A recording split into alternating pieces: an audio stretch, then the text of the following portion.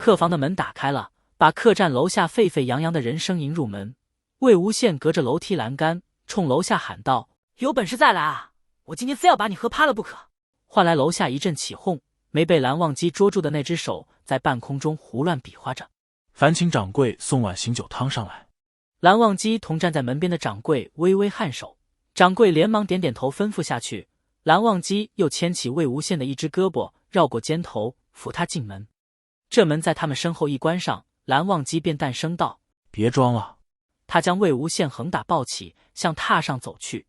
魏无羡大笑一声，拍了拍脸，刚刚那副喝得站都站不稳的样子转而不见，化作朦胧的微醺，圈住蓝忘机的后颈，任由蓝忘机抱着他走，道：“哎呦，蓝湛，你说这帮子书生，个个看起来弱不禁风的，怎么这么能喝啊？”醉了。蓝忘机侧过目，淡淡看了他一眼，轻身把他放到榻上，转身去给他倒茶。没醉没醉。魏无羡的屁股刚沾了榻，又晃晃悠悠坐起来，在眼前胡乱挥了2下手。我没醉。蓝忘机给他倒了一杯热茶，转身回来，扬起一边眉梢，看魏无羡这醉醺醺，冲他笑得发甜的样子，轻轻摇了摇头，把那杯茶塞到魏无羡手心里，道：“醉了。”魏无羡的面颊微微泛红，嘻嘻笑着接过茶杯，低下头，结果上唇刚刚接触到茶水，就立马皱起了眉头，一下子把茶杯拿老远，放在了床头侧边。烫，不喝不喝。蓝忘机在榻上坐下，扶住他，魏无羡顺势往前一靠，枕在了蓝忘机颈窝里，看着蓝忘机拿起茶杯，正要帮他吹凉，忽然他们客房的门被敲响了，是掌柜拿着醒酒汤回来了。蓝忘机只得又将茶杯放下，嘱咐魏无羡坐好，自己去开门。魏无羡用一只胳膊撑着自己，从帐里探出头往门口看，看见掌柜跟蓝忘机说了几句什么，递给他一个小碗。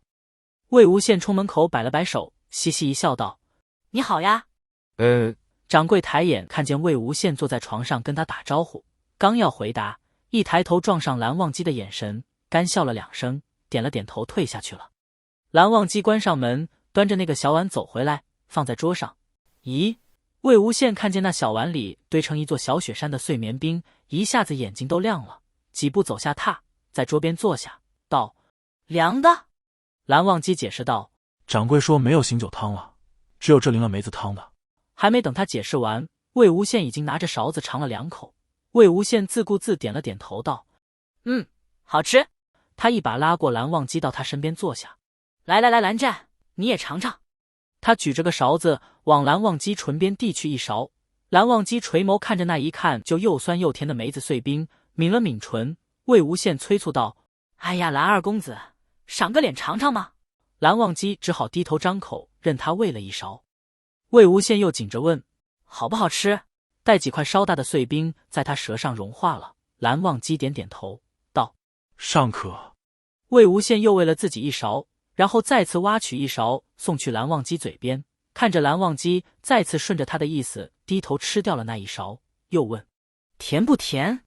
蓝忘机点了点头：“甜。”魏无羡心满意足的一笑，又舀起一勺送到蓝忘机嘴边：“看来你还是喜欢吃甜的，别不好意思嘛。”本来蓝忘机打算顺着魏无羡的意思，和他你一勺我一勺的吃完这碗梅子碎冰的，结果魏无羡这么一说，蓝忘机抿了抿唇，站起身来，将魏无羡从茶桌边捞起来，抱去榻上：“你醉了，该睡了。”魏无羡手里还端着那碗梅子碎冰，见蓝忘机这样，连忙舀了一大勺送进了自己嘴里。蓝忘机从魏无羡的手中接过碗，放去桌上，回过头来正要给他脱靴子，却被魏无羡一把捞住了后颈。魏无羡托起蓝忘机的下颌，卡住他的下巴，用自己的舌尖将那一大块碎冰都渡进了蓝忘机嘴里。冰带着凉，带着微微的刺痛，而梅子的酸使人上瘾。两人唇舌交融，舌尖和唇畔裹着带着涩意的酸，末了又追回了甜，直到那一大口碎冰完完全全地融化在了炽热的情意里。魏无羡断开那个吻，捧着蓝忘机的侧脸，脸上还泛着被酒意熏起的红，与蓝忘机额头相抵，呼吸交缠，又笑着问道：“怎么样，甜不甜？”蓝忘机没答。他甜还是我甜？魏无羡靠着蓝忘机，眼睛像是2弯成了圆月的潭，微微发亮，醉醺醺的笑得发甜。看着他一副沉溺在酒香和爱意中，还试图向自己挑衅的样子，蓝忘机落在榻上的手渐渐攥起拳来。蓝忘机向前倾身，正要动作，魏无羡忽然好像想起了什么似的，一拍大腿揪住他的衣襟。哎，蓝湛，你有没有听说过冰火二重天啊？蓝忘机微微皱眉，表示不解。魏无羡挑起唇角，缓缓一笑。魏无羡揪着蓝忘机的衣襟，把他往前拉，在他的耳边悄声说了几句话，退回来看着蓝忘机逐渐挑起的眉梢，一脸坏笑。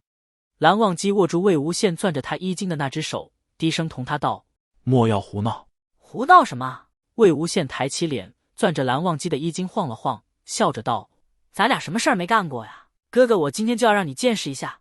魏无羡扳住蓝忘机的肩膀，顺势就要往某个地方吻过去，结果没成想醉得太厉害，酒劲上来了，一头撞上了蓝忘机的胸膛，发出咚的一声轻响。嗷！魏无羡伸出一只手揉了揉额头，向后一仰，栽在了枕头上。蓝忘机被他拽着衣襟也栽到了榻上，无可奈何，试图起身替他拉过被子，谁知魏无羡这下子把蓝忘机的衣襟拽得更紧了，把他往自己身上拉，伸出一只手去轻抚蓝忘机的脸。他的手指从蓝忘机的眉骨滑下鼻梁，魏无羡眨着一双酣醉的眸子，迷迷糊糊地撅了撅嘴道：蓝湛，我想要。最后一个词的尾音落在了他的拇指拂过蓝忘机下唇的动作上，蓝忘机的喉结不由得滚动了一下。片刻，蓝忘机支撑住自己，俯身在魏无羡的额头上吻了一下。魏无羡眼前忽明忽暗地划过一片片亮色光点，是客房内微晃的烛火和红色的帐幔。一个带着凉意的吻，先是落在了他的头顶上，然后落在了他热乎乎的耳根后面，继而又落在了他的颈间，向下而去，蜻蜓点水一般。他的皮肤被体内澎湃的酒意烧得发烫，魏无羡无意识松开手，那些吻随着散落的衣衫逐渐落在他的身上，清凉的唇瓣与滚烫的皮肤触碰，使他变得格外的敏感。加入本频道会员，听完整版。蓝湛，从2024年8月起，本频道每月12日的短篇福利将放在冰箱中，输入免费试听的账号密码就可以听了。但影片只保留1个月，下个月12日就会换成新的影片，所以记得订阅本频道，才不会失去免费试听的机会哟。啊，免费试听的账号密码放在本影片留言处，频道简介中也有。大家都成年了，自己动手找吧。蓝湛，我们继续啊。魏婴，你别说了。